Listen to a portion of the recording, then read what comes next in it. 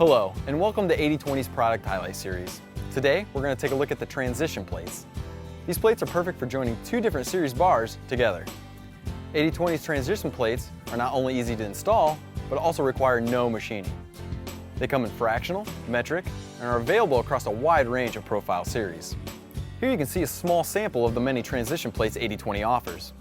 As you can see, the plates come in a wide variety of shapes and sizes, making it one of the more versatile fastening options 80/20 offers. Now, one thing you want to keep in mind when using the transition plate is you're going to need bolt assemblies to install it. Recommended bolt assemblies for all transition plates can be found in the 80/20 product catalog. Now, when it comes to installing the transition plate, the first thing you're going to want to do is preload your hardware.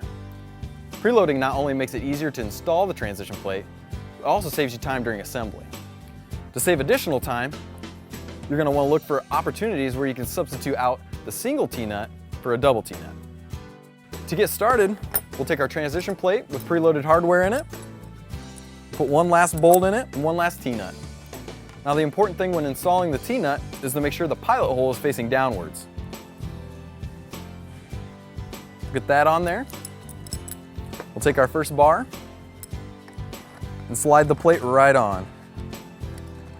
We'll get it lined up, take our wrench and tighten it down.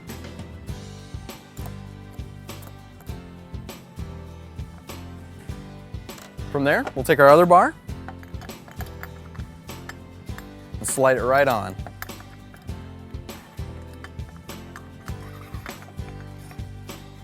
Once we have that lined up, we'll take our other wrench and tighten down those two bolts.